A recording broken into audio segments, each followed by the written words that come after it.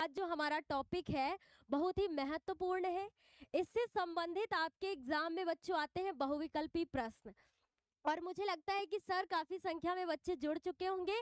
और बच्चों आज की क्लास में शिवम सर करेंगे पोल। जब हम लोग लास्ट में बहुविकल्पी प्रश्नों को करेंगे तो शिवम सर जो है पोल करेंगे साथ साथ में, तो काफी मजा आने वाला है आज की क्लास में आप सभी को। तो आज की क्लास में बच्चों बात करें तो क्लास 10th में पेन सेलेक्ट कर लेते हैं। हाँ, कलर रखते हैं सर ग्रीन। आज की क्लास में बच्चों 10th क्लास में हिंदी व्याकरण का सबसे मोस्ट इंपॉर्टेंट टॉपिक है समास। तो इसमें आपके सिलेबस में कौन कौन से समास हैं उनके बारे में बात करेंगे। सबसे पहले आप सभी आ जाइए फटाफट, सभी बच्चे आ चुके होंगे शायद सर जी। तो हम लोग बात करें थे बच्चों कि आपके सिलेबस में जो है कि द्विगु समास, द्वंद्व समास, बहुब्रीहि समास और कर्मधारय समास, ये है आपके सिलेबस में। तो सबसे पहले बच्चों हम लोग इनको देखेंगे कि क्या होता है। बहुत ही आसान तरीके से देखेंगे बच्चों, बहुत ही सरल शब्दों में भी देखेंगे।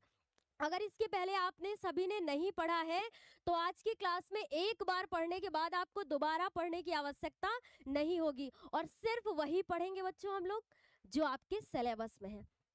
तो चलिए अपनी क्लास को स्टार्ट करते हैं। जैसा कि यहाँ है कि एक बार समझ लें, दोबारा पढ़ना नहीं पड़ेगा। तो ये वास्तव में सही है कि अगर आज की क्लास में एक बार आप लोगों ने समझ लिया तो आपको दोबारा पढ़ने की आवश्यकता नहीं होगी। एग्जाम टाइम में सिर्फ आपको एक बार रिवाइज करना होगा बच्चों। तो सबसे पहले हम लोग क्या करेंगे, अपने कॉन्सेप्ट को क्लियर करेंगे। फिर हम लोग लास्ट में बच्चों बहुविकल्पी प्रश्न भी करेंगे इनसे संबंधित, जिसमें आपको पोल भी मिलेगा। आप सभी साथ साथ में आंसर करिएगा, ठीक है बच्चों। तो चलिए अपनी क्लास को स्टार्ट करते हैं और सबसे पहले देखते हैं एकदम आसान शब्दों में कि आखिर समास होता क्या है। बस अपना भी जोश हमारे साथ ऐसे ही बनाए रखिएगा बच्चों, ताकि थोड़ा सा हम प्रयास करें और थोड़ा सा आप प्रयास करें और क्लास ये बेहतर बन जाए, ठीक है बच्चों। तो समास का अर्थ देखें एकदम सरल शब्दों में तो क्या होता है बच्चों, संक्षिप्त करना। अब आप सोचेंगे मैम संक्षिप्त करना मतलब इसको छोटा करना, ठीक है। अब इससे आसान शब्द तो आपके लिए कुछ भी नहीं हो सकता है बच्चों। तो समास का अर्थ ही क्या होता है, समास का मतलब होता है कि दो या दो से अधिक शब्द जब लिखे हो तो उसको छोटा करके एक शब्द बना दिया जाए, वही क्या कहलाता है बच्चों, समास कहलाता है। तो यहाँ पर हम लोगों ने देखा कि समास का अर्थ है संक्षिप्त करना। तो वही लिखा है बच्चों कि जब दो या दो से अधिक शब्दों को मिलाकर एक शब्द बना दिया जाता है तब उस प्रक्रिया को समास कहते हैं। तो इतना क्लियर है बच्चों, परिभाषा नहीं आएगी आपकी परीक्षा में, लेकिन आपका कॉन्सेप्ट क्लियर होना चाहिए। अब उदाहरण देखते हैं बच्चों, जैसे 5 तंत्रों का समाहार। अब देखिए दो से अधिक शब्द हैं कि 5 तंत्रों का समाहार। अब एक शब्द में क्या बोलेंगे इसको बच्चों, पंचतंत्र। क्या आपको समझ में आया? इसीलिए मैंने बोला कि बहुविकल्पी प्रश्नों को करने से पहले आपका कॉन्सेप्ट क्लियर होना चाहिए बच्चों।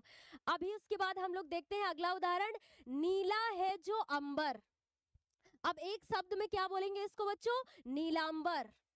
और फिर चंद्रमा के समान मुख। अब एक शब्द में क्या बोलेंगे बच्चों, चंद्रमुख। तो इसीलिए बोला कि इसको छोटा करना, मतलब एक शब्द में करना, यही क्या कहलाता है बच्चों, समास कहलाता है। पिता और पुत्र, तो यहाँ पर इसको क्या बोलेंगे, पिता और पुत्र। मतलब ऐसे लिखेंगे बच्चों, बीच में योजक चिन्ह लगेगा, पिता और पुत्र। तो यहाँ कोई भी कंफ्यूजन नहीं, हम लोगों ने समास का अर्थ देख लिया कि बस सिंपल शब्दों में आप याद रखिए कि समास का अर्थ होता है उसको छोटा करना, ठीक है, संक्षिप्त करना। अब आगे बढ़ते हैं, फटाफट देख लेते हैं बच्चों कि क्योंकि देखिए टाइम वेस्ट बिल्कुल नहीं करेंगे आपका, क्योंकि आपका समय धीरे धीरे जितना एग्जाम के नजदीक आता जा रहा है उतना ही इंपॉर्टेंट होता जा रहा है, ठीक है बच्चों। तो समास के भेद की बात करें तो बच्चों ये 6 होंगे, ठीक है। समास के कितने भेद होंगे, 6 होंगे। फटाफट नाम देख लेते हैं इनके, द्विगु समास, कर्मधारय समास, बहुव्रीहि समास, ठीक है, और द्वंद्व समास, अव्ययी भाव समास और तत्पुरुष समास। यहाँ पर 6 बताने का मतलब यह है बच्चों कि आपके एग्जाम में ऐसे प्रश्न बन सकता है कि आखिर समास के कितने भेद होते हैं। तब तो आप कंफ्यूज हो जाएंगे कि हमारे सिलेबस में तो 4 है और हमने 4 पढ़े हैं, ठीक है, तो वहां से आपका गलत हो जाएगा। इसलिए ध्यान रखिएगा, अगर भेद पूछा जाए तो आप 6 लिखेंगे। कोई समस्या नहीं, आगे बढ़ते। हाँ, आगे बढ़ने से पहले हम लोग बात कर लेते हैं कि आखिर हमारे सिलेबस में कौन कौन से हैं और हमें पढ़ने कौन कौन से हैं। तो बच्चों आपको पढ़ने हैं सिलेबस में द्विगु समास, कर्मधारय समास, बहुव्रीहि समास और द्वंद्व समास। ठीक है बच्चों, तो ये चार आपको आपके सिलेबस में पढ़ने हैं। अब फटाफट हम लोग देख लेते हैं कि आखिर द्विगु समास क्या होता है, द्वंद्व समास क्या होता है, बहुव्रीहि और कर्मधारय समास क्या होता है। बहुत ही आसान शब्दों में देखेंगे, देखने के बाद फिर करेंगे मजेदार क्वेश्चन। चलिए, सबसे पहला समास के भेद में बच्चों बात करें कि जो हमारा बहुत ही आसान समास है वो कौन सा है, द्विगु समास। ठीक है, तो द्विगु समास में बात करें तो देखिए इसका पूर्व पद संख्यावाचक विशेषण होता है। पूर्व पद मतलब आपको समास में मिलेंगे बच्चों दो पद। ठीक है, एक होता है आपका पूर्व पद और दूसरा होता है आपका उत्तर पद। ठीक है बच्चों, तो इसमें अगर हम लोग बोले कि इसका जो पूर्व पद होता है मतलब जो पहला पद होता है इसका वो संख्यावाचक विशेषण होता है, मतलब इसमें संख्या दी होती है सिंपल शब्दों में। ठीक है, हाँ, और क्या है बच्चों कि नवरत्न, अब इसके उदाहरण में देखते हैं। नवरत्न, नौ रत्नों का समूह, नौ देखो यहाँ पे संख्या आई है। अगला उदाहरण बात करें त्रिभुज, है ना, तीन भुजाओं का समूह, तो त्रिभुज की बात किया। अगला अगला उदाहरण क्या है, हाँ त्रिभुज समझते ना, ये तीन भुजाओं का समूह। ये तीन भुजाएं, मैथ्स तो अगर सर होते तो और भी अच्छे से बताते आप सभी को, लेकिन आप सभी तो पढ़ते और सर यहाँ साथ साथ में है बच्चों। ठीक है, पोल भी कर रहे हैं सर। अब देखिए नवरात्र जो कि आने वाले हैं, 9 रातों का समाहार, है ना, तो इसमें भी देखिए संख्या आ रही है ना। तो उसके बाद अगला उदाहरण बात करें चतुर्मास, 4 महीनों का समूह, तो इसमें संख्या आ रही है बच्चों, तो इसलिए ये कौन सा है, द्विगु समास है। तो द्विगु समास समझने का बहुत ही आसान तरीका है कि जिसका पहला पद संख्यावाचक विशेषण होता है, मतलब वहां पर संख्या मिलती है। जैसे बच्चों इसके साथ साथ हो सकता है चतुर्मास, है ना, जैसे हम लोगों ने इसमें देखा चतुर्मास, नवरात्र, त्रिभुज, नवरत्न, है ना, इसी तरीके से जिन भी मतलब शब्दों में ऐसे संख्या मिलेंगे आपको वो सभी क्या होंगे, द्विगु समास होंगे। तो टाइम नहीं वेस्ट करते हैं बच्चों, इतना आपको क्लियर है। अभी आगे बढ़ते हैं फटाफट। कर्मधारय समास की बात करें, जितना जितना आगे बढ़ेंगे उतना ही इंपॉर्टेंट होता जाएगा बच्चों। कर्मधारय समास में बात करें और सर मुझे एक बार संख्या बता दीजिए बच्चों की, क्या है, अरे वाह, तो आज बस थोड़ा ऐसे ही अपना साथ बनाए रखिएगा हमारे साथ में, और कोशिश करिएगा साथ में समझने की, और मुझे भी बताइएगा कि कैसी लग रही है आपको क्लास। अब सुनिए, कर्मधारय समास में बच्चों बात करें तो देखिए इसमें पूर्व पद विशेषण और उत्तर पद क्या होता है बच्चों, विशेष्य होता है। अब विशेषण आप समझते हैं क्या होता है, जिसमें विशेषता बताई जाती है, और विशेष्य क्या होता है बच्चों, जिसकी विशेषता बताई जाती है। जैसे मैंने कहा कि मोहन अच्छा है ना बच्चों, तो मोहन अच्छा है, मान लीजिए मैंने जल्दी जल्दी से लिखा, अब चलिए लिख देते हैं अच्छा है। तो यहाँ पर मोहन क्या है बच्चों, विशेष है, क्योंकि इसकी विशेषता बताई जा रही है कि ये अच्छा है। तो विशेष और विशेषण समझ में आया, विशेषण है अच्छा और मोहन क्या है बच्चों, विशेष। तो यहाँ पर ये बोला है कि पूर्व पद क्या होगा बच्चों, विशेषण, और उत्तर पद विशेष। जैसे काली मिर्च, उदाहरण में देखिए काली मिर्च मतलब काली है जो मिर्च, मिर्च की विशेषता बताई जा रही है कि वो काली है। ठीक है बच्चों, कोई कंफ्यूजन नहीं। नील कमल, है ना, नीला है जो कमल, कमल को बताया जा रहा है कि वो कैसा है बच्चों, नीला है, विशेषता बताई जा रही है। तो हमारे ख्याल से आप सभी को समझ में आ रहा होगा। चंद्रमुखी, चंद्र के समान मुख वाली, इसकी भी विशेषता बताई जा रही है। अगला उदाहरण क्या है बच्चों, मृग नयनी, है ना, मृग के समान नेत्र वाली, इसमें भी विशेषता बताई जा रही है कि मृग के समान नेत्र वाली, उसके नेत्र को मृग के समान बताए जा रहे हैं। तो अभी जैसे पहला हम लोगों ने पढ़ा द्विगु समास जिसमें संख्या बताई जाए, फिर दूसरा हम लोगों ने पढ़ा कि कर्मधारय समास जिसमें पहला, इसमें क्या होता है बस इतना आप ध्यान रखिएगा कि इसमें जो पहला पद होता है वो विशेषण और दूसरा पद विशेष्य होता है, यानी विशेषता बताई जाती है। सिंपल बच्चों, आगे बढ़ते हैं। जो कि सबसे अच्छा उदाहरण है, पहले समास है फिर इसके उदाहरण देखेंगे। हाँ, फिर बहुव्रीहि समास में बच्चों बात करें तो ये हमारा भी क्या है, फेवरेट है समास, हमें भी बहुत अच्छा लगता है इसको पढ़ के। ठीक है, तो इसमें क्या है बच्चों, इस समास में आए दोनों पदों को छोड़कर किसी तीसरे पद की प्रधानता रहती है। अभी हम लोगों ने बात किया कि उत्तर पद, एक होता है पूर्व पद और दूसरा होता है बच्चों उत्तर पद, लेकिन बहुव्रीहि समास में क्या होता है कि दो पदों को छोड़कर किसी तीसरे पद की विशेषता बताई जाए, मतलब उसकी प्रधानता हो जाती है। आप बोलोगे मैम वो कैसे, तो चलिए देखते हैं उदाहरण क्या है बच्चों। पहला उदाहरण है हमारा जैसे दशानन। अब यहाँ पर बच्चों आप सभी ध्यान से सुनेगा, क्योंकि यहीं से लोचा होता है आपके एग्जाम में, फिर आप मिस्टेक करके आ जाते हैं, फिर बोलेंगे मैंने तो समास बहुत अच्छे से पढ़ा था फिर भी मेरा कैसे गलत हो गया। तो देखिए कैसे होती है गलती आपसे। अभी पहले बात करते हैं दशानन 10 मुख है जिसके अर्थात रावण। अब देखिए दशानन 10 और आनन का अर्थ जानते हैं बच्चों क्या होता है। आनन का मतलब होता है बच्चों मुख या मुंह बोले तो, है ना, मुख होता है आनन का मतलब। तो यहाँ पर एक पद हो गया 10, दूसरा पद हो गया हमारा उत्तर पद हो गया क्या, आनन मतलब मुख, और तीसरा पद क्या हो गया बच्चों, रावण। ठीक है, तो किसकी बात, मतलब तीसरा पद प्रधान हो रहा है कि 10 मुख है जिसके अर्थात रावण। अगला बात कर ले नीलकंठ, नीला है कंठ जिसका अर्थात शिवजी। ठीक है बच्चों, तीसरा पद क्या निकला, शिवजी। फिर उसके बाद लंबोदर, लंबा है उदर जिसका अर्थात गणेश जी, ये है तीसरा पद। ठीक है बच्चों, इसलिए यहाँ पर क्या होगा, बहुव्रीहि समास होगा।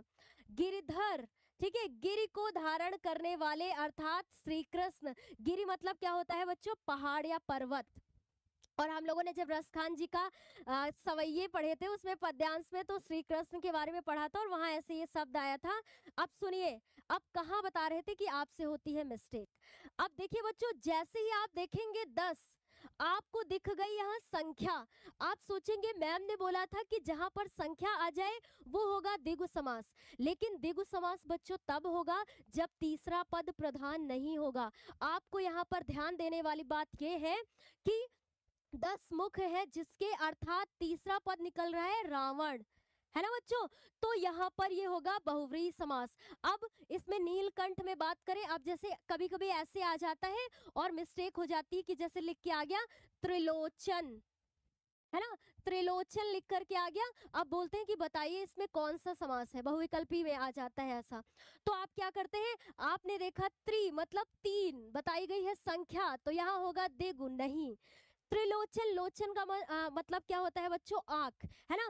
3 है नेत्र जिसके, या बोले तो 3 है आंखें जिसकी, अर्थात किसकी बात हो रही है बच्चों, शिव जी, है ना। तो यहाँ पर संख्या देखेंगे तब जब देखेंगे अगर तीसरा पद प्रधान नहीं है हमारा तो वहां होगा द्विगु समास, और अगर हमारा तीसरा पद प्रधान होता है तो वहां होगा बहुव्रीहि समास। कोई समस्या नहीं है बच्चों। लंबोदर में बात करें तो लंबोदर में क्या होगा, एक दंत भी बोल सकते हैं। अब एक दंत आप देखेंगे और बोलेंगे कि मैम संख्या बता रहे हैं यहाँ पर इसलिए द्विगु होगा, नहीं बच्चे यहाँ नहीं होगा, यहाँ बहुव्रीहि समास होगा। एक दंत मतलब एक दांत है जिसके, अर्थात किसकी बात हो रही है बच्चों, गणेश जी की बात हो रही है। तो तीसरा पद प्रधान हो रहा है इसलिए बहुव्रीहि समास है। अब फटाफट, हाँ बिना टाइम वेस्ट किए हम लोग अब आगे बढ़ते हैं बच्चों, इतना आपको क्लियर हो गया होगा। और जो है हमारा चौथा मोस्ट इंपॉर्टेंट समास वो क्या है, द्वंद्व समास। एक बार सुन लीजिएगा इसको ध्यान से, कभी कंफ्यूजन नहीं होगी। कैसे, और प्लीज एक बात और बच्चों आप सभी से कहना चाहते हैं कि जो बच्चे अगर देख रहे हैं तो प्लीज लाइक करने में कुछ भी नहीं जाता है, तो एक लाइक जरूर कर दीजिएगा, इससे और भी ज्यादा मोटिवेशन मिलता है और आगे अच्छा काम करने का भी मन करता है। ठीक है बच्चों, तो इसलिए लाइक जरूर कर दीजिएगा और साथ साथ में अपने साथ में पढ़ने वालों के साथ में भी इसको शेयर कर दीजिएगा। चलिए, तो हम लोग बात कर रहे थे द्वंद्व समास की बच्चों। तो इसमें दोनों पद प्रधान होते हैं, दोनों पद मतलब पूर्व पद भी और उत्तर पद भी क्या होता है, प्रधान होता है। और उनके बीच के संयोजक का क्या होता है बच्चों, लोप होता है। संयोजक में बात करें तो आपको ये शब्द मिलेंगे, एक तो मिलेगा बच्चों और, है ना, ऐसे मिलेगा। और दूसरे की बात करें तो बच्चों क्या होगा, तथा। तो ये इसका क्या होता है, लोप होता है। कैसे, तो इतना क्लियर है आपको कि इसमें दोनों पद क्या होते हैं, प्रधान होते हैं, और संयोजक का क्या होता है, लोप होता है। और एक बच्चों आपको मेन बात बता दें कि इसमें योजक चिन्ह आप जानते हैं ना, ऐसे लगाते हैं हम लोग डैश छोटा सा, इसको बोलते हैं योजक चिन्ह। आपको अधिकतर इनमें योजक चिन्ह मिलेगा। और मान लीजिए योजक चिन्ह आपको सब में नहीं मिलता है, लेकिन अगर आपको मिलेगा योजक चिन्ह और उसमें आपको ध्यान देना है कि अगर मिलता है आपको विलोम शब्द, और विलोम शब्द मिलता है बच्चों, तो तुरंत पहचान लीजिए कि यहाँ पर क्या होगा, द्वंद्व समास होगा। ठीक है बच्चों, विलोम शब्द आप कैसे उदाहरण में देखते हैं, तो इतनी बात क्लियर, दोनों पद प्रधान, योजक चिन्ह अधिकतर मिलेगा, और विलोम शब्द तो आपको मिलेगा ही मिलेगा। ठीक है बच्चों, देखिए माता पिता, सबसे पहली बात योजक चिन्ह मिला, योजक चिन्ह तो मिला, लेकिन साथ साथ में बच्चों विलोम शब्द भी मिला। और जब इसका समास विग्रह करेंगे तो माता और पिता, ठीक है, जब विग्रह करेंगे तो यहाँ पर आपको और या तथा मिलेगा। ठीक है बच्चों, ये दो आपको मिलेंगे संयोजक। उसके बाद बात करें पाप पुण्य की, है ना, तो योजक चिन्ह मिला और विलोम शब्द भी है साथ में। देखिए पाप और पुण्य, विग्रह करने पे देखिए पाप और पुण्य आ रहा है। उसके बाद थर्ड क्या है बच्चों, उदाहरण हमारा सुख दुख। अब देखिए सुख दुख में विलोम शब्द है ना, बिल्कुल है। योजक चिन्ह आपको लगा हुआ मिला, तो इसलिए मैंने बात करी कि योजक चिन्ह बच्चों आपको अधिकतर मिलेगा, सब में नहीं मिलेगा, क्योंकि कभी कभी ऐसा होगा, बिल्कुल होगा, कि जिसमें योजक चिन्ह सब में नहीं लगा होगा। ठीक है बच्चों, तो विलोम शब्द आपको मिलेगा सुख दुख, विग्रह करने पर सुख और दुख, या बोल सकते हैं सुख तथा दुख। अब आगे अपना पराया, विलोम शब्द है, बिल्कुल है, विग्रह करेंगे अपना और पराया। तो द्वंद्व समास में कोई भी आपको क्या द्वंद्व है, मतलब कोई भी कंफ्यूजन है, बिल्कुल नहीं होनी चाहिए। ठीक है, तो अभी हम लोगों ने देखिए बच्चों 4 क्लियर कर लिए हैं जो कि आपके सिलेबस में है समास। पहला हम लोगों ने पढ़ा द्विगु समास, एक बार रिवाइज कर लेते हैं फटाफट, फिर आते हैं हम लोग अपने प्रश्नों पर जिसमें आएगी मजा, है ना। तो हम लोगों ने सबसे पहले पढ़ा बच्चों द्विगु समास। द्विगु समास में क्या होता है, जब पहला पद हमारा संख्यावाचक विशेषण होता है, पहला पद। उसके बाद बात करें बच्चों, हम लोगों ने कौन सा पढ़ा, कर्मधारय समास पढ़ा, जिसमें पहला पद विशेषण और दूसरा पद विशेष से होता है। ठीक है बच्चों, उसके बाद थर्ड हम लोगों ने पढ़ा बहुव्रीहि समास। इसमें क्या होता है, दोनों पदों को छोड़कर बल्कि तीसरा पद क्या हो जाता है, प्रधान हो जाता है। फिर चौथा हम लोगों ने पढ़ा द्वंद्व समास। इसमें क्या है, दोनों पद होते हैं क्या, प्रधान, है ना, दोनों पद प्रधान होते हैं, और संयोजक का लोप होता है, मतलब आपको जब भी विग्रह करेंगे तब और तथा मिलेगा, योजक चिन्ह भी अधिकतर मिलेगा, और साथ में बच्चों ये ध्यान रखिएगा कि विलोम शब्द मिलेगा। अब आगे बढ़ते हैं हम लोग, आते हैं अपने पहले प्रश्न पर, डायरेक्ट आ गया है बच्चों। क्या सर तैयार हैं आप पोल करने के लिए, और बच्चे भी किस जोश के साथ में हैं? हाँ, अब चलिए देखते हैं बच्चों पहला प्रश्न क्या है हमारा, क्योंकि अभी आप लोगों ने चारों को किया है अच्छे से तैयार, द्विगु, द्वंद्व, कर्मधारय और बहुव्रीहि समास। पहला प्रश्न है हमारा बच्चों, चरण कमल में समास है, और फटाफट आंसर करिएगा बच्चों। ठीक है, चरण कमल में समास है, तो यहाँ पर बोला जा रहा है बच्चों कर्मधारय समास है, या फिर बहुव्रीहि समास है, द्वंद्व समास है, या द्विगु समास है। तो आप जो है, हाँ, तो इसमें चरण कमल में बात करें बच्चों तो क्या बोला जा रहा है, पहले एक्सप्लेन कर देते हैं। ठीक है, और आपको भी क्लियर होगा कि कमल के समान चरण, विशेषता बताई जा रही है, कमल के समान चरण। तो बच्चों क्या होगा, ऐसे करके आप क्रॉस भी कर सकते हैं कि हाँ द्विगु तो होगा नहीं, ठीक है, कोई भी संख्या नहीं बताई जा रही, द्वंद्व तो बिल्कुल नहीं होगा। और बहुव्रीहि में बात करें तो कोई तीसरा पद नहीं आ रहा है बच्चों, तो बहुव्रीहि तो बिल्कुल भी नहीं होगा। ठीक है, अगर मैंने ऐसे बोला कि कमल के समान चरण, तो तीसरा अर्थ बिल्कुल नहीं आ रहा है, तो यहाँ कौन सा होगा बच्चों, कर्मधारय समास होगा। और कितने बच्चों ने, 55% बच्चों ने इसका किया है सही आंसर, सर ने बताया है ऐसा। ठीक है बच्चों, कर्मधारय होगा, क्यों होगा आपको क्लियर है, कोई भी डाउट नहीं है। अब बढ़ते हैं अपने अगले प्रश्न पर और देखते हैं क्या होता है और क्या आप अच्छा रिस्पॉन्स करते हैं। तो अगला प्रश्न क्या है बच्चों, शताब्दी में समास है। ठीक है, जल्दी जल्दी आंसर करिएगा। कर्मधारय समास है बच्चों, या बहुव्रीहि समास है, या द्वंद्व समास है, द्विगु समास है। जब ऐसे प्रश्न मिलेंगे ना आपको परीक्षा में, तो इतना ज्यादा सोचने की आवश्यकता नहीं है आपको। क्यों? क्योंकि बच्चों शताब्दी इसको पढ़ के ही आपको शत मतलब ये क्या संख्या का बोध हो रहा है ना। तो कौन सा समास होगा? बिल्कुल आसानी से लगा दीजिए, द्विगु समास होगा। ठीक है। अरे सर कह रहे 72% ए बोल रहे, कर्मधारय भैया क्यों होगा? शताब्दी, यहाँ पर तो संख्या की बात हो रही है बच्चों, तो कौन सा होगा? द्विगु समास होगा। ठीक है, द्विगु होगा यहाँ पर। और क्यों होगा? मैंने बोला कि यहाँ पर संख्या का बोध हो रहा है। और प्लीज सभी लोग ना लाइक करते रहे, शेयर जरूर करते रहे, ये आप बहुत अच्छे से समझते हैं हर क्लास में। तो प्लीज जिन्होंने अभी तक लाइक नहीं किया है, शेयर नहीं किया है, तो प्लीज लाइक एंड शेयर जरूर कर दीजिएगा। ठीक है बच्चों? हाँ, तो यहाँ क्लियर है। और सही जवाब क्या होगा बच्चों? द्विगु समास। अब बढ़ते हैं अपने अगले प्रश्न पर और देखते हैं हमारा अगला प्रश्न क्या होगा। क्या आप सभी तैयार हैं? और कैसी लग रही है आज की क्लास, एक बार बताइएगा जरूर। हाँ चलिए, अगला प्रश्न है बच्चों तीसरा, फटाफट देखते हैं। सुख और बीच में लगा है योजक चिन्ह, दुख में समास है। जब भी ऐसा मिलेगा बच्चों, तुरंत हमारी बात को याद कीजिएगा और क्या सोचिएगा कि विलोम शब्द आया है, योजक चिन्ह भी लगा है, तो इस कारण यहाँ पर क्या होगा बच्चों? क्या होगा? सही जवाब क्या होगा? द्वंद्व समास होगा। क्यों? योजक चिन्ह भी मिला है आपको, और मैंने अधिकतर इसकी बात करी थी। और सबसे जो मेन है बच्चों, विलोम शब्द, ये पहचानने का सबसे अच्छा तरीका होता है बच्चों। हाँ, तो यहाँ पर बच्चों क्या होगा? सुख और दुख में कौन सा समास होगा? द्वंद्व समास होगा। मैंने जल्दी ही आंसर बता दिया क्या इसका? तो आपको कोई कंफ्यूजन तो नहीं? कितने बच्चे इसका सही जवाब कर रहे थे सर? 25% भैया पहली बार पढ़ रहे हैं लग रहा है, और पहली बार भी पढ़ रहे हैं तो इसके पहले तो बच्चों अभी हम लोगों ने पूरा क्लियर किया ना, तो उसको तो सुना होगा आपने ध्यान से, तो उसी के बेस पर करिए ना फटाफट आंसर। तो चलिए अगले प्रश्न करते हो। इस बार आपको देंगे थोड़ा सा टाइम बच्चों समझने का। ठीक है, द्विगु समास का उदाहरण चुनिए। बहुत ही अच्छा प्रश्न है। ठीक है, द्विगु समास का उदाहरण चुनिए। तो देखिए बच्चों यहाँ अब क्या है बच्चों? चौमासा उदाहरण में, नवरत्न, पंचवटी, या ये सभी। तो क्वेश्चन में क्या है बच्चों? द्विगु समास का उदाहरण चुनिए।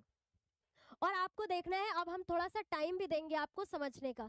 जल्दी जल्दी करिए, इसका आंसर करिए, फिर हम लोग सही जवाब जानते हैं। सर क्या कह रहे थे?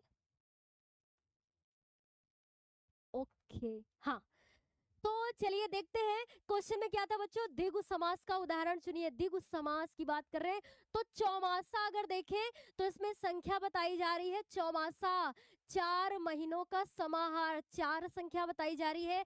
नवरत्न यहाँ 9 संख्या बताई जा रही है। ठीक है बच्चों, 9 रत्नों का समूह। ठीक है, और पंचवटी में वट वृक्ष होता है ना, तो 5 वट वृक्ष का समूह है यहाँ पर। तो यहाँ पर संख्या बताई जा रही है बच्चों, तो तीनों में बताई जा रही है संख्या, इसलिए होगा सही जवाब ये सभी।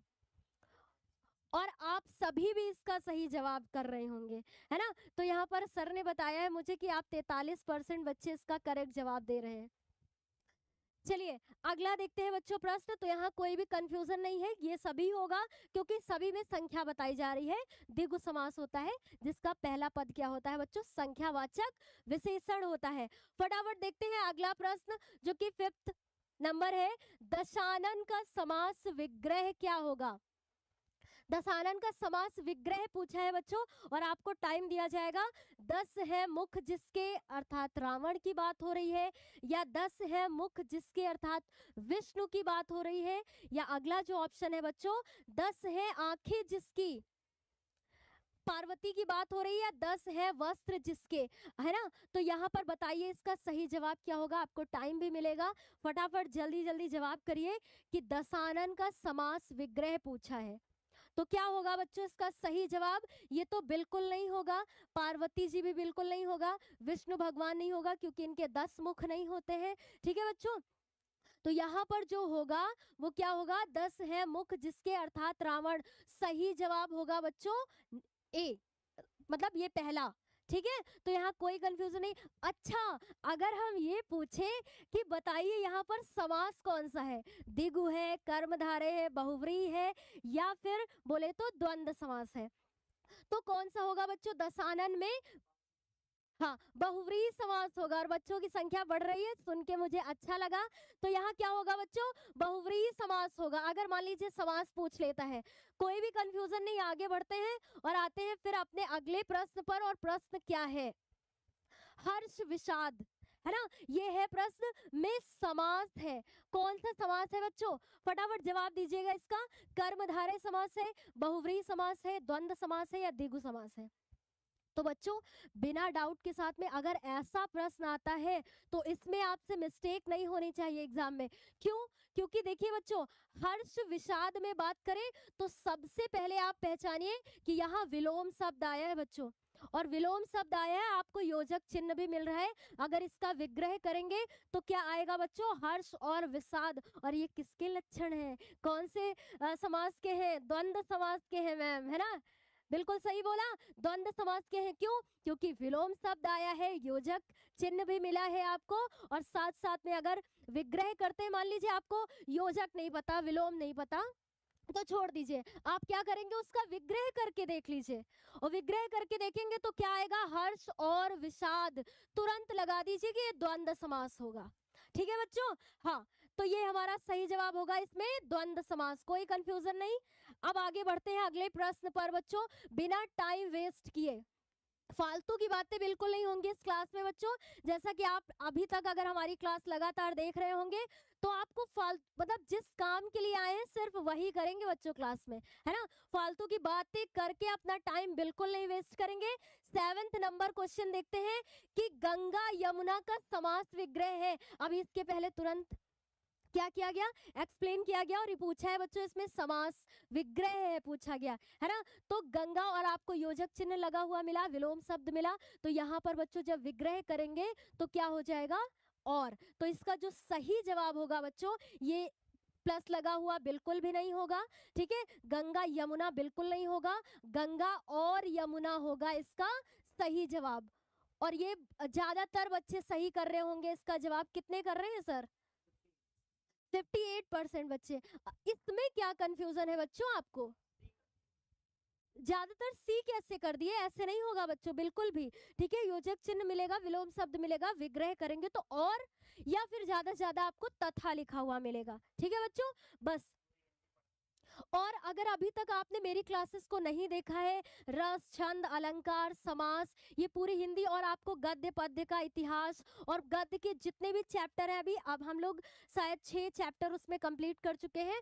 तो क्लासेस को देखिए बच्चों, एक बार देखिए, उसको कोशिश तो करिए पढ़ने की। लेकिन कुछ बच्चे हिंदी को सोच लेते हैं कि बाद में करेंगे, बढ़िया है ना, 15 दिन पहले या 1 महीने फिर वीडियो को ही देख लेंगे कि 20 दिन में कैसे करें तैयारी हिंदी की। वो बढ़िया मिल जाएगा आपको कोई भी, उसी 20 दिन में क्या कर देंगे पूरा। हाँ, चलिए बढ़ते हैं आगे। तो सही जवाब पता चल गया बच्चों आपको। अब अगला जो हमारा प्रश्न है क्या है बच्चों? 4 राहों का समूह में समास क्या है बच्चों? 4 राहों का समूह पूछा है। ठीक है, तो यहाँ पर बोला है 4 मार्ग या चौराहा या 4 राह, या बोले तो इसमें इनमें से कोई भी नहीं, है ना? तो 4 राहों का समूह में समास पूछा है। तो पहले बताइए इसका सही जवाब क्या होगा? 4 राह यहाँ नहीं होगा बच्चों, जो सही जवाब होगा वो क्या होगा? चौराहा, 4 राहों का समूह। ठीक है, तो ये होगा बच्चों इसका सही जवाब। लेकिन यहाँ